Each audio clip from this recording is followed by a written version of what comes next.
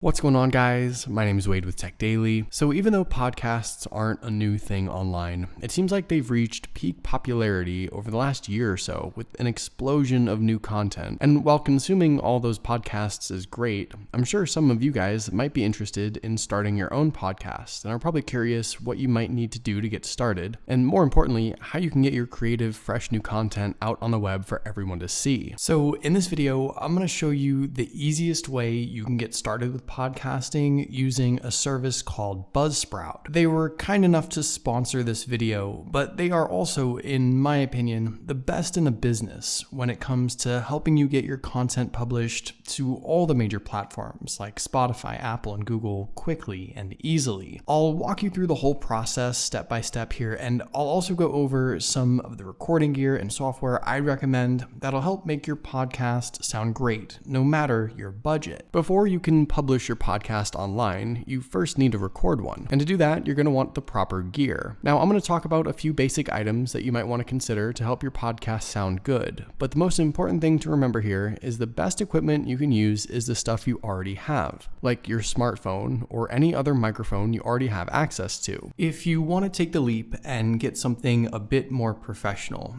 I would first recommend a microphone like the Audio-Technica ATR 2100X, which is a dual USB and XLR microphone, and you can pick this up at a great price on Amazon right now. For just getting started, this plugs directly into the standard USB port on your computer, and you can start recording right away with no extra gear required. Some other microphones I'd personally recommend include the Blue Snowball and Blue Yeti, both of which are also super easy to use and relatively affordable USB microphones. The Blue Bluebird is also a personal favorite of mine. It's an XLR microphone that I've been using in my own videos for years, and for professionals, the Shure SM7B is what you'll see used by the likes of Joe Rogan, though this mic obviously is on an entirely different level. While simple USB microphones are great for one-person recordings, if you have a guest or co-host, maybe even 3 or 4 total people on your podcast, investing in a couple XLR microphones along with an audio interface like this one is really the best way to incorporate multiple voices into your podcast. This Scarlett 2i2 interface allows you to connect 2 XLR microphones at once, which is going to be a way better method than trying to set up 2 separate USB microphones with your computer. Now, you also don't have to have anyone else physically with you when you record either. You can also just record your podcast and guest remotely using a service like Squadcast, which is an all-in-one remote recording and editing platform. So now that you have the proper gear to record and listen to your podcast, you'll also need some basic software to record your voice. For that, I'd recommend Audacity. It's a totally free but very powerful audio recording and editing software that's super easy to learn.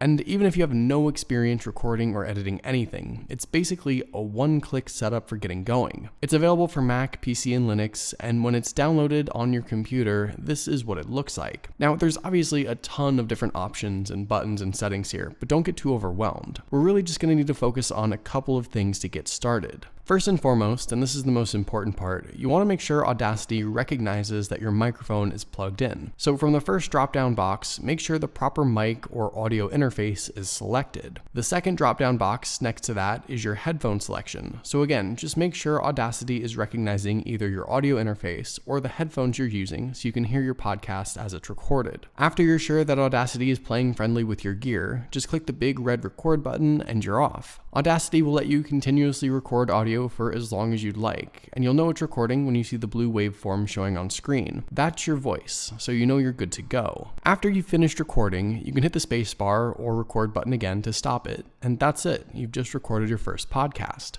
Now, Audacity also lets you edit the audio you just recorded as well, so if you need to chop off the beginning or the end to eliminate any silence, just drag and highlight the couple seconds you want to delete and then hit the delete or backspace button. You can also cut out any parts in the middle of your podcast where you might have messed up as well. And if you want to make your voice a little louder, use the slider on the left here with a plus and minus to adjust the volume. So with your podcast all finished now, you can go ahead and export it to your computer. It generally doesn't matter what audio format you export it as, but a WAV or MP3 file is fine. And on the final screen here, you can choose to edit any of the metadata if you want to, though that's not necessary for our case.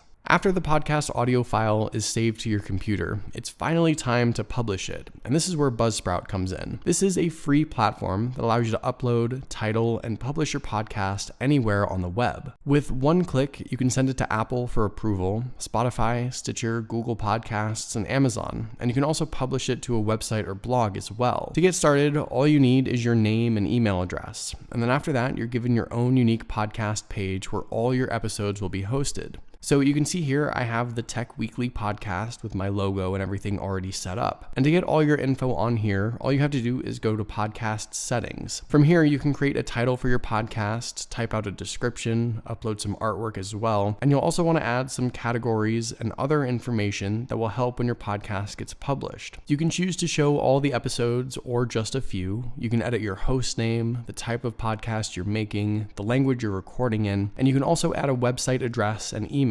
And you'll also want to throw in some tags and descriptive words too, so that people can search for and find your podcast more easily. So after you have your Buzzsprout profile all set up, it's now time to upload your podcast for the world to see. All you have to do here obviously is just click on upload a new episode, find the audio we recorded earlier on your computer, and it'll automatically start uploading your podcast. From this page here, you'll want to go ahead and title your podcast episode, of course, as well as add a description that talks about the topic that the episode of your podcast is about, adjust the artwork if you need to, and finally assign it a season and episode number to keep things organized. After that, you're pretty much all set. Just let your podcast finish uploading, and then you can choose to publish it now or publish it later. Once it is published though, it'll first be available on Buzzsprout, and from here, there are a number of different ways you can publish your podcast online. The simplest method actually is just by using the Buzzsprout pre-made website, which is automatically created when you launch your first podcast. You're given a unique Buzzsprout link which takes you to a page that shows all your podcast episodes, and this is ready and available for the public to see right away. You can customize this website if you want to give it a different feel too, but you'll likely also want to submit your podcasts to some of the bigger platforms as well, and Buzzsprout allows you to do this with just a few simple clicks. To get your podcast submitted to Apple Podcasts, all you have to do is follow the instructions here, which include making sure all the metadata for your podcast is filled in and accurate. You'll then need to submit your finished podcast to Apple, where it'll be reviewed and could take up to 2 weeks to be officially approved, but once that's done, you're good to go. You're now on Apple Podcasts for everyone to see. For Spotify, the review and approval process is actually way faster. You could submit your new podcast using Buzzsprout's one-click setup and could potentially see your podcast live on Spotify in just a matter of minutes. And there's instructions and simple submission processes here for every platform you can think of, including Google Podcasts, Amazon, Stitcher, Pandora. So